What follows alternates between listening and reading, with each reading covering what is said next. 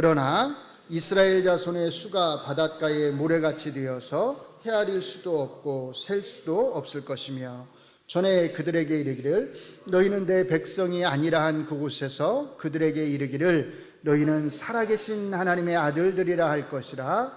이에 유다 자손과 이스라엘 자손이 함께 모여 한 우두머리를 세우고 그 땅에서부터 올라오리니 이스르엘의 날이 클 것이미로다. 아멘. 오늘은 3절밖에 안 되는 말씀이에요. 그런데 이 3절의 말씀 속에 너무도 귀중한 복음의 말씀이 이 안에 들어 있습니다. 나중에 그것을 우리가 살펴볼 겁니다. 어제 저희는 호세아서를 이해하는 데 있어서 필요한 그 역사적 배경, 또 호세아 선지자라고 하는 이 선지자가 어떤 인물인지, 그리고 1장 1절부터 우리가 9절까지의 말씀을 함께 살펴봤습니다. 어제 호세아서에 대한 배경 설명을 통해서 우리가 몇 가지, 아마도 우리들 대부분이 새로운 어떤 사실들, 정보들을 몇 가지 얻게 되었습니다. 정리해드리면, 첫째로 이 호세아서는 북이스라엘 백성들을 대상으로 쓰여졌다는 겁니다. 둘째로 호세아 1장 1절부터 5장 7절까지는 북이스라엘의 여로보암 왕 2세의 말기, 그러니까 기원전 약 750년경을 배경으로 하고 있다는 겁니다. 셋째는요, 이 시대는 정치적 평화와 경제적 부를 누리던 시대였다는 겁니다. 넷째로 호세아 선지자는 젊은 청년의 때에 결혼을 해야 되는 그 결혼 정년기에 하나님의 부름을 받았다는 겁니다. 마지막 5번째로는요, 고멜이라고 하는 이 여자는 우리가 흔히 생각하는 것처럼 본래부터 창기였다기보다는 본래는 평범한 한 명의 북이스라엘 여자였는데 그 이후에 호세아 선지자와 결혼을 하고서 그렇게 결혼 생활을 하는 동안에 아마 바람을 폈을 것이다. 그리고 호세아 선지자와의 관계에서 3명의 자녀를 낳았을 것이다 라고 하는 겁니다. 호세아서의 가장 큰 특징 중 하나는 뭐냐면 하나님과 북이스라엘의 관계를 결혼의 관계를 통해서 설명을 한다는 거예요. 근데 사실 어떻게 보면 이것은 그렇게 새로운 것은 아니에요. 왜냐하면 구약에서는 하나님께서 자기 자신과 이스라엘 백성의 관계를 이렇게 부부의 관계로 표현하는 경우가 굉장히 많이 나오기 때문입니다. 그런데 호세아서에서 이 결혼 관계는 특별히 호세아 선지자라고 하는 이 실제적인 인물, 이 인물이 한 결혼 관계를 통해서 그 실제적인 그 결혼 생활을 통해서 마치 시청각 교육을 시키듯이 우리에게 이 비유적으로 하나님과 북이스라엘의 관계를 우리에게 설명하고 있다는 것입니다. 그래서 저희가 어제 살펴보았던 1장 2절로 9절에서는 호세아 선지자와 결혼을 했지만 그럼에도 부정한 행위를 한 아내였던 고멜과의 사이에 태어난 세 자녀의 이름을 통해서, 어떻게 보면 사실은 고멜보다 더 중요한 의미는 이 세 자녀가 가지고 있는 이 이름이라고 할 수도 있을 것 같아요. 이 이름을 통해서 하나님이 북이스라엘에게 내리실 심판의 말씀이 나옵니다. 이제 오늘은 어제에 이어서 저희가 1장 10절부터 2장 1절까지의 말씀을 살펴보도록 하겠습니다. 먼저 한 가지 말씀드리고 싶은 것은요, 이 호세아서에서 또 하나의 특징이 있는데, 심판에 대한 말씀이 나온 다음에는 회복에 대한 말씀이 이어서 나온다는 겁니다. 이것이 심판과 회복이라고 하는 이것이 번갈아 가면서 이렇게 언급이 된다는 거예요. 특별히 1장과 2장에서 이것이 두드러지게 나타납니다. 그래서 1장과 2장만 제가 한번 이렇게 정리를 해보았습니다. 이렇게 보시면 1장 2절부터 9절까지는 저희가 어제 살펴보았던 것처럼 심판의 말씀입니다. 오늘 저희가 살펴볼 1장 10절로 2장 1절의 말씀은 반면에 회복의 말씀입니다. 그 다음에 또 2장 2절부터 13절까지는 심판의 말씀으로 돌아갑니다. 그리고 2장 14절부터 23절까지는 또다시 회복의 말씀이 나오고 있습니다. 이렇게 심판과 회복이 반복되어서 언급되는 것을 알 수 있습니다. 이제 오늘 본문의 말씀을 우리가 한번 살펴보도록 하겠습니다. 먼저 10절을 보시면 오늘 본문은 회복의 말씀이라고 그랬잖아요. 그 회복의 말씀이 이렇게 시작을 해요. 이스라엘 자손의 수가 바닷가에 모래같이 되어서 헤아릴 수도 없고 셀 수도 없을 것이다. 누가 떠오르죠? 아브라함이 떠오르시죠? 예, 바닷가에 모래 그러면 하늘의 뭇별 이게 딱 나오면 우리는 하나님께서 아브라함에게 하셨던 그 언약의 약속, 많은 후손에 대한 그 약속을 우리가 떠올리게 됩니다. 어제 저희가 다루었던 세 자녀 중에서 세 번째 아이의 이름이 뭐였냐면 로암미였습니다. 너희는 내 백성이 아니다 라고 하는 뜻이었어요. 이것은 제가 어제 뭐라고 말씀드렸냐면 단순히 그냥 너희는 내 백성이 아니다라고 하는 의미를 담은 하나의 이름이 아니라 이것이 궁극적으로 나타내는 것은 하나님과 북이스라엘의 사이에 맺었던 그 언약이 어떻게 되는 거다? 파기되는 것을 나타내는 그런 의미의 이름이었다라고 제가 말씀을 드렸습니다. 그렇기 때문에 어제 심판의 말씀이 언약의 파기를 나타내는 것이었다면 회복의 말씀은 자연스럽게 이 파기된 언약을 다시 어떻게 해요? 회복시키는 것을 통해서 회복의 말씀이 나올 것입니다. 시작될 것입니다. 그래서 제일 먼저 하시는 말씀이 언약, 아브라함에게 하셨던 그 언약의 말씀을 떠올리게 하는 겁니다. 이스라엘 자손의 수가 바닷가에 모래같이 되어서 헤아릴 수도 없고 셀 수도 없을 것이다. 이 말씀은 아브라함의 언약을, 내가 아브라함과 맺었던 언약을 내가 다시 회복시켜 주시겠다라고 하는 그런 말씀입니다. 그 다음에 이제 본격적인 회복의 말씀이 이어지는데요. 이 회복의 말씀은 어제 저희가 다루었던 새 아이의 이름을 뭐라고 해야 되나요? 바꾸는 것을 통해서 이 회복의 말씀이 이루어집니다. 한번 정리를 해보았습니다. 보시면 심판의 말씀은 로암미와 로루하마를 통해서 이루어졌잖아요. 로암미, 이게 심판의 말씀이었는데 너희는 내 백성이 아니다. 회복의 말씀은 간단합니다. 뭘 빼버리는 거예요? 부정어, 로를 그냥 빼면 되는 거예요. 아니다만 빼면 됩니다. 그럼 뭐가 되죠? 암미가 되죠. 무슨 뜻이죠? 너희는 내 백성이다가 되는 거죠. 그래, 너희는 이제 내 백성이다. 또 로루하마에서 부정어 로를 또 빼버리면 됩니다. 그러면 루하마가 되는 거예요. 무슨 뜻이죠? 너희에게 뭘 베풀겠다? 긍휼을 베풀겠다. 내가 긍휼을 베풀어 주겠다는 겁니다. 이렇게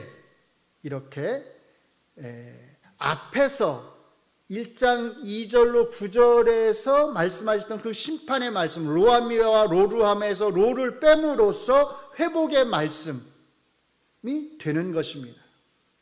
그래서 2장 1절에 보시면 너희 형제에게는 암미라 하고 너희 자매에게는 루하마라 하라, 이렇게 말씀을 하는 것입니다. 그런데 여러분들이 저 표를 보시면 아시겠지만 한 가지 문제가 있습니다. 저 세 번째 있는 이스라엘입니다.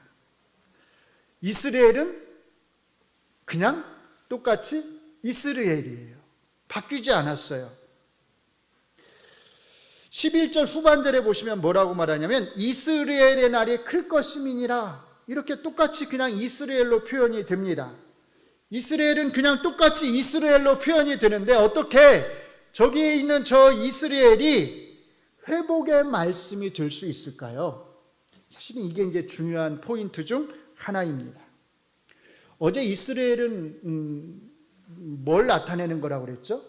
첫째 아들의 이름인 이스라엘은 원래가 북이스라엘에 있는 한 지명이라고 그랬잖아요. 어떤 지명이었죠? 북이스라엘 장수였던 예후가 아합의 가문, 오므리 왕조죠. 오므리 왕조를 심판할 때에 행했던 악이 이루어졌던 곳, 그게 바로 이스라엘이에요. 아합의 아내였던 이세벨을 죽이고 그 자녀들 70명을 다 죽이고 그 신하들과 제사장들을 다 죽이고 또 남유다의 왕이었던 아하시아의 형제들인 무려 42명을 죽인 곳, 물론 이제 그게 사마리아도 포함하는 건데 그 모든 것을 뭘로 나타내는 거냐면 이스라엘이라고 하는 이름을 통해서 나타낸 것이었습니다. 이렇게 이스라엘이라고 하는 이 이름은 본래는 예후가 행한 악에 대한 하나님의 심판을 나타내는 그런 이름이에요. 그런데 그 똑같은 이름을 바꾸지 않고 회복의 말씀에서 그대로 이스라엘로 반복해서 사용하고 있는 것입니다. 그래서 우리는 이렇게 이제 질문을 던져볼 수 있습니다. 1장 4절에서는 심판을 나타내는 이름이었던 이 이스라엘이 1장 11절에서는 어떻게 회복을 나타내는 이름으로 사용될 수 있는가 하는 겁니다. 이게 중요한 하나의 포인트라는 거죠. 그 답을 여러분들이 이해하기 쉽도록 간단하게 제가 한번 정리를 해봤습니다. 자, 같이 한번 읽어보겠습니다. 시작. 1장 4절에서 이스라엘이라고 하는 이름은 예후가 이스라엘이라고 하는 지명에서 행한 악을 가리키는 것이었지만 1장 12절에서 이스라엘은 하나님이 심다라고 하는 뜻을 가리키는 것이다. 혹시 무슨 말인지 이해되시나요? 똑같은 이스라엘을 쓰고 있지만 1장 4절에서는 예후가 행했던 그 악을 나타내는 지명을 가리키는 걸로 사용되었잖아요. 근데 여기 11절에서는 똑같이 이스라엘이라고 하는 표현을 쓰고 있지만 이 이스라엘이라고 하는 단어가 가지고 있는 뜻을 나타낸다는 거예요. 이스라엘이 무슨 뜻이라는 거예요? 하나님이 심다란 뜻을 가지고 있다는 거예요. 단어의 뜻, 우리가 흔히 하는 말로 말장난, 워드 플레이를 하는 거예요. 이 뜻을 여러분들이 잘 기억하셔야 됩니다. 왜냐하면 나중에 이게 가서 또 사용이 되거든요. 이스라엘은 하나님이 심다라는 뜻이에요. 하나님이 심다. 뭘 심는다는 걸까요? 씨앗을 심는다는 겁니다. 하나님이 씨앗을 심다 또는 씨앗을 뿌리다 그런 뜻이에요. 풀어서 표현하면 하나님이 씨앗을 심는다, 하나님이 씨앗을 뿌린다는 뜻입니다. 하나님이 북이스라엘 백성을 다시 가나안 땅에 심겠다는 거예요. 마치 뭘 심듯이요? 씨앗을 심듯이 북이스라엘 백성을 데려다가 가나안 땅에 원래 그들이 살았던 그 땅에다가 그들을 다시 심겠다는 겁니다. 무슨 뜻이겠어요? 그들을 바벨론 포로에서 구원해내서 다시 가나안 땅에서 살 수 있도록 회복시켜 주겠다라고 하는 뜻입니다. 그래서 이 두 번째 사용되는 이 이스라엘은 똑같이 변하지 않고 똑같은 표현이 사용이 되지만 앞에 1장 4절에서 사용된 것과는 다르게 회복의 말씀을 가리킬 수 있는 겁니다. 그런데 이 회복의 말씀에는 아주 중요한 한 가지 특징이 있습니다. 이 회복은요, 그냥 단순히 북이스라엘만의 회복이 아니라는 겁니다. 11절을 보시면 이렇게 말합니다. 같이 읽습니다. 시작. 유다 자손과 이스라엘 자손이 함께 모여 한 우두머리를 세우고 그 땅에서부터 올라오리니. 여기 그 땅은 어느 땅이겠어요? 포로로 끌려가 있는 바벨론 땅으로부터 올라온다는 말씀이겠죠. 그런데 북이스라엘 백성들만 올라온다고 말하지 않습니다. 하나님께서 북이스라엘 백성들을 회복시키실 때에 북이스라엘 백성들 뿐만 아니라 남유다까지도 함께 구분이 없이, 구별이 없이 다시 하나로 통일된 이스라엘 민족으로서 그들을 가나안 땅에 심으시겠다라고 말씀하시는 겁니다. 그러니까 이제 하나로 통일된 민족으로서 다시 사는 거지요. 그런데 여기 한 가지 문제가 있습니다. 뭐라고 말하냐면 한 우두머리를 세우고 이렇게 말을 합니다. 한 우두머리를 세우고, 그 말은 한 우두머리 아래에서 이제 북이스라엘과 남유다의 구분이 없이 이스라엘 민족, 하나의 민족을 이루어서 함께 살 거라는 거예요.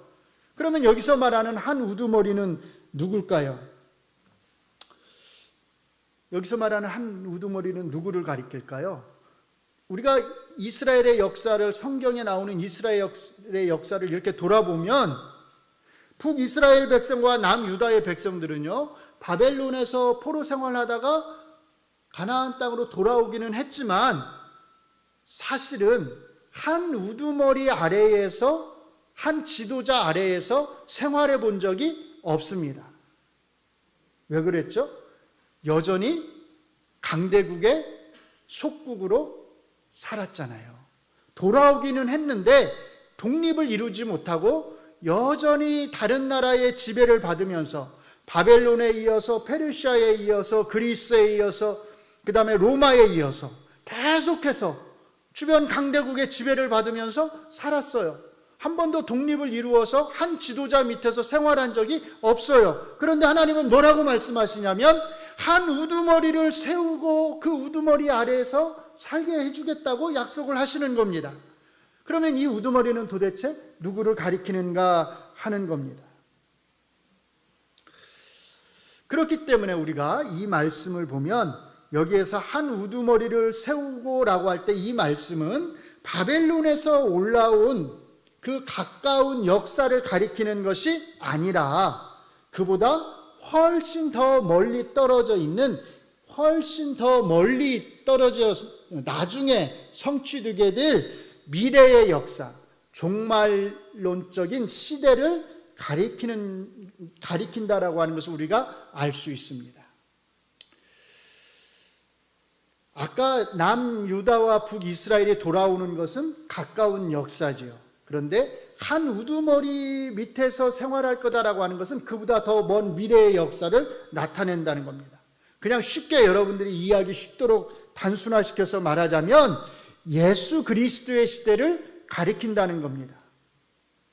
그러니까 이 말씀은, 이 11절의 말씀은 단순히 북이스라엘과 남유다의 회복만을 가리키는 것이 아니라 그것을 넘어서 예수 그리스도를 하나의 머리로 하고서 예수 그리스도의 통치 밑에서 살아가게 될 신약의 구원받은 백성들을 가리킨다라고 하는 겁니다. 그러니까 지금 이 말씀 속에는 한 층만 있는 것이 아니라 두 개의 층이 나란히 있는 거예요. 옛날에 제가 신학교에서 공부할 때 우리 신학학을 가르치시는 그 교수님이 이런 거 나오면 이렇게 설명하신 적이 있어요. 우리가 멀리서 산을 보면, 사실은 산들이 이제 여러 개가 있는데 멀리서 산을 보면 그 산들이 어떻게 보이죠? 서로 이렇게 겹쳐 보이잖아요. 그래서 마치 산이 몇 개처럼 보여요? 그냥 하나처럼 보입니다. 구분이 안 돼요, 멀리서 보면. 근데 가까이 다가가서 보면 두 개의 산이 또는 세 개의 산이 겹쳐 있는 것을 우리가 알 수가 있어요. 지금 호세아 선지자가 이 말을 할 때에는 멀리서 산을 바라보는 것과 같습니다. 그래서 그냥 하나의 산만 있는 것처럼 보이는 거예요. 하나의 층만 있는 것처럼 보이는 거예요. 그런데 이제 우리는, 오늘날 신약의 시대를 살아가는 우리는 산 가까이에 와서 산을 바라보는 거예요. 그러니까 이 산이, 구약에서는 하나로 보였던 이 산이 사실은 하나가 아니라 몇 개였다? 두 개였구나라고 하는 것을 우리는 구분해서 볼 수 있다는 겁니다. 그러니까 이 11절의 말씀은 북이스라엘과 남유다가 하나로 되는 그 산뿐만 아니라 예수님으로 말미암은 구원받은 백성들을 나타내는 그 산, 두 개의 산을 이렇게 겹쳐서 우리에게 보여주고 있다는 겁니다. 여기서 중요한 건 그거예요. 이것이 단순히 북이스라엘과 남유다의 회복을 말하는 것이 아니라 더 멀리는 누구에게요?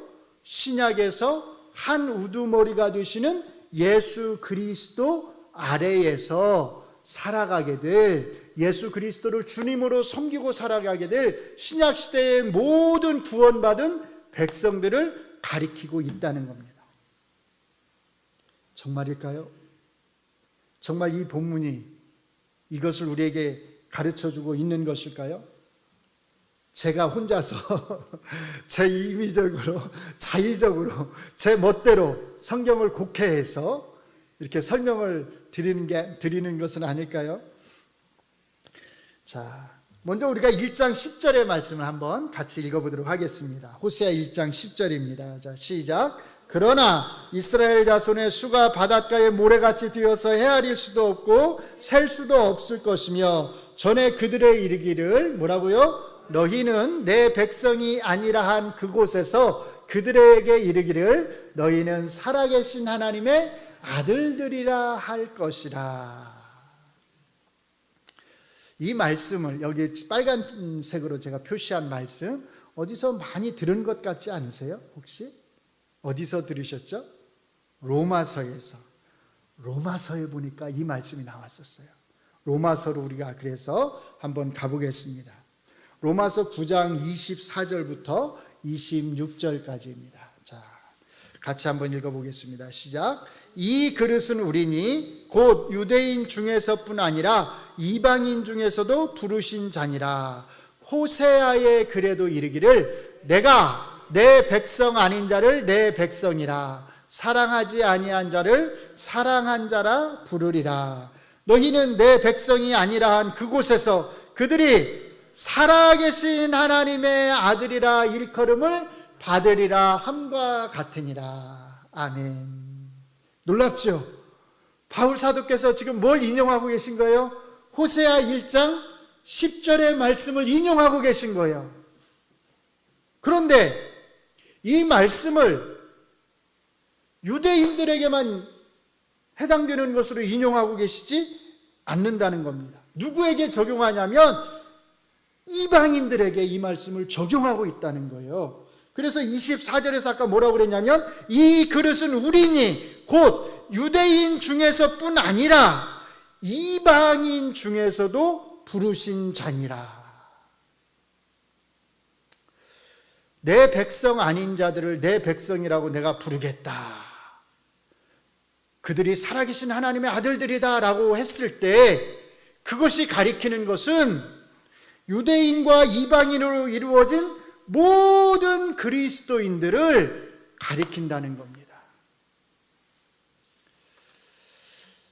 이 말씀에서 우리가 한 가지 더 추가적으로 주목하자면 24절에서 이 그릇은 이렇게 말하잖아요. 이 그릇이 어떤 그릇을 가리키냐면 바로 앞에 23절에 보면 이 그릇을 어떤 그릇으로 설명하냐면 영광받기로 예비하신 바 긍휼의 그릇에 대하여 이렇게 말해요. 그러니까 이 그릇이 가리키는 게 뭐냐면 긍휼의 그릇이에요. 이 긍휼의 그릇에 누구누구가 포함이 되냐면 유대인 그리스도인과 이방인 그리스도인이 이 긍휼의 그릇에 포함된다는 겁니다. 뭔가 떠오르지 않으세요? 긍휼의 그릇 그러니까 긍휼 뭐죠? 루하마 내가 긍휼을 베푸겠다. 그러니까 바울 사도는 이렇게 잘 살펴보면 안미 너희는 내 백성이다. 내 백성이라고 부르겠다라고 하는 안미라고 하는 표현뿐만 아니라 루하마라고 하는 긍휼이라고 하는 이 표현도 어디에서 가져오는 거예요 지금? 호세아 1장 10절에서 가져와서 이 말씀을 유대인뿐만 아니라 이방인 그리스도인들에게 적용하고 있다는 겁니다. 그래서 우리가 이 11절에 나와 있는 이 말씀 유다 자손과 이스라엘 자손이 함께 모여 한 우두머리를 세우고 그 땅에서 올라오리니 이스라엘의 날이 클 것이미로다 라고 하는 이 말씀은 단순히 바벨론 포로의 때만을 내다보는 것이 아니라 한 우두머리이신 예수 그리스도 아래에서 모든 믿는 유대인과 모든 믿는 이방인들이 하나가 되는 시대를 가리키고 있다라고 하는 것을 우리가 알 수 있습니다. 이렇게 이 신약의 시대에는 이제 모든 믿는 유대인과 이방인들을 포함하는 하나님의 백성을 가리키기 때문에 이스라엘의 날이 크다라고 하는 이 말씀이 신약에서 성취되는 것을 알 수 있어요. 이스라엘이 아까 무슨 뜻이라고 그랬죠? 하나님이 심다, 하나님이 뿌리다. 하나님이 심는 백성이 구약에서 북이스라엘 백성과 남유다의 백성들을 가나안 땅에서 회복시키는 것보다 신약의 시대에 훨씬 더 많은 하나님의 백성들을 하나님께서 심으신다는 겁니다. 그러니 구약과 비교해서 엄청나게 더 큰 이스라엘이 되는 거죠. 그래서 이 11절의 말씀은 바울 사도의 말씀처럼 예수 그리스도 안에서 신약의 그리스도인들을 통해서 아주 풍성하게 이 말씀이 성취되는 것을 우리가 알 수 있습니다. 오늘 말씀의 중요한 메시지가 바로 여기에 있습니다. 본문에 나오는 이 회복의 말씀은 이방인을 포함한 훨씬 더 큰 민족적인 회복, 우리 주 예수 그리스도로 말미암아서 일어나게 될 그 놀라운 회복의 역사를 가리키고 있다는 겁니다. 자, 이렇게 이 말씀을 이해해 놓고 보면 누가 진정한 루아마일까요? 누가 진정한 루아마일까요? 누가 진정으로 하나님의 긍휼을 입은 사람들일까요? 바로 여러분들입니다. 이 자리에 나와서 하나님의 말씀을 듣고 배우고 있는 여러분들이 루하마예요. 누가 진정한 안미일까요? 바로 여러분들이에요. 오늘 이 시대 예수 그리스도로 말미암아 구원을 얻고 그 은혜 아래에서 예수 그리스도의 통치 아래에서 지금 살아가고 있는 바로 여러분들이 진정한 안미입니다. 여러분들이 루하마이고 여러분들이 안미입니다. 우리들이야말로 교회 공동체야말로 회복된 루하마요 안미인 것입니다. 어떻게 이것이 가능하게 되었죠? 어떻게 이런 일이 일어나게 되었을까요? 어떻게 로루하마였던 우리가 루하마가 될 수 있었을까요? 어떻게 로안미였던 우리가 안미로 바뀔 수 있었을까요? 누가 우리 앞에 있던 이 로자를 아니다라고 하는 이 부정어를 누가 떼어버렸을까요? 누가 떼었죠? 예수님입니다. 예수님께서 우리 앞에 붙어있던 이 로자, 이 아니다라고 하는 이 로자를 떼어내고 우리를 하나님의 백성으로, 우리를 긍휼을 입는 백성으로 만들어 주신 것입니다. 원래 우리는 로루아마였어요. 원래 우리는 로안미였습니다. 그래서 우리는 하나님의 긍휼을 받을 수 없는 자들이었고 하나님의 보호 밖에 있었어요. 하나님을 알지 못하는 그런 자들이었습니다. 하나님의 백성이 아니었기 때문에 하나님 앞에 우리가 도움을 구할 수 있는 그런 위치에 있지 않았습니다. 에베소서 2장 11절로 12절이 우리에게 가르쳐주는 것이 바로 이것입니다. 제가 읽어드립니다. 그러므로 생각하라. 너희는 그때의 육체로는 이방인이요 손으로 육체에 행한 할례를 받은 무리라 칭하는 자들로부터는 할례를 받지 않은 무리라 칭함을 받은 자들이라. 그때에 너희는 그리스도 밖에 있었고 이스라엘 나라 밖의 사람이라. 약속의 언약들에 대하여는 외인이요 세상에서는 소망이 없고 하나님도 없는 자이더니. 오늘 본문 말씀으로 표현하면 너희는 누구였다는 겁니까? 로루하마였다는 거고요. 너희는 로안미였다는 겁니다. 이게 너희의 본래 정체성이었다는 겁니다. 그런데 누가요? 예수님이 우리 앞에 있는 로자를 떼어버리시고 우리를 로하마로, 우리를 안미로 삼아주시고 우리가 그렇게 불릴 수 있도록 예수님이 만들어 주셨다는 겁니다. 비유적으로 표현하면 십자가 사건은 우리에게서 이 부정어인 로자가 떼어 떨어져 나가는 그런 사건이었다는 겁니다. 그래서 우리는 이제 오늘 본문이 말하는 대로 한 우두머리이신 예수 그리스도의 통치 아래에서 우리가 살아가고 있는 것입니다. 오직 예수님만이 우리 공동체의, 교회 공동체의 머리이신 것은 오직 예수님만이 우리에게서 이 로자를 떼어 주셨기 때문입니다. 그래서 이제 교회야말로 10절에 나오는 말씀처럼 진정한 의미에서 살아계신 하나님의 아들들이라고 말할 수 있습니다. 아까 바울 사도께서 그렇게 말했잖아요. 너희가 살아계신 하나님의 아들이다. 이 일을 하나님이 친히 이루셨습니다. 하나님은 살아계시는 하나님이시기 때문입니다. 그래서 우리는 하나님의 살아계심을 의심해서는 안 됩니다. 세상에는 신들이라고 자처하는 수없이 많은 신들이 있지만 오직 살아계신 하나님은 한 분밖에 없습니다. 여호와 하나님밖에 없습니다. 이 세계의 역사는 바로 이 살아계시는 하나님이 이루어 가시는 것임을 우리는 잊어서는 안 됩니다.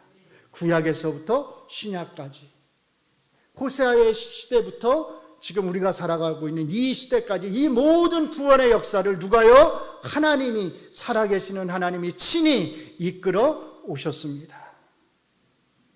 사랑하는 성도 여러분, 우리를 로루하마에서 루하마로 만들어주시고 로암미에서 암미로 만들어주신 우리 주 예수 그리스도의 은혜에 늘 감사하시기 바랍니다. 우리가 이 회복의 말씀 안으로 들어올 수 있도록 모든 구원의 역사를 친히 이끌어 오신 우리 하나님의 그 크고 놀라운 은혜에 늘 항상 감사할 수 있는 우리 성도님들이 되시기를 주의 이름으로 축원합니다.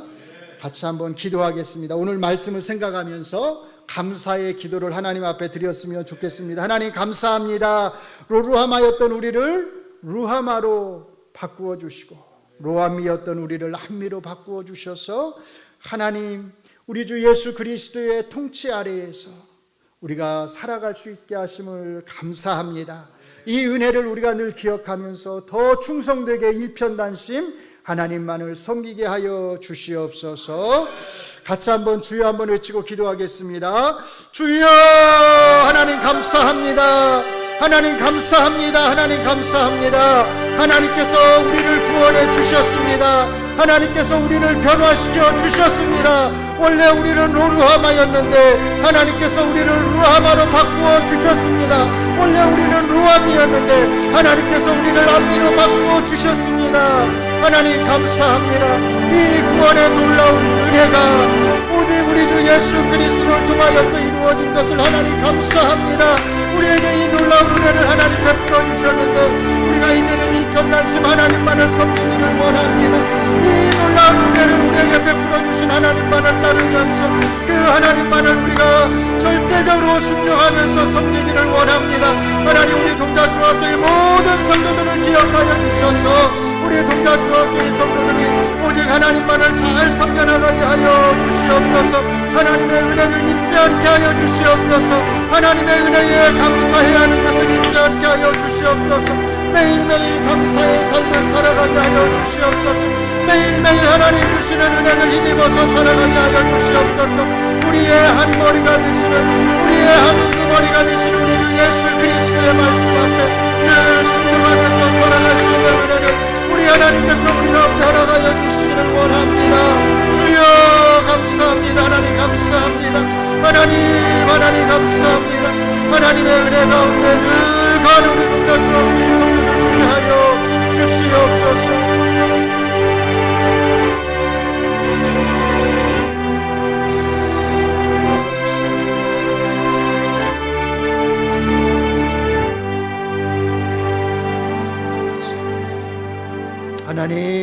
하나님 감사합니다. 하나님 감사합니다. 이 크고 놀라운 은혜를 우리가 무엇으로 갚을 수 있겠습니까?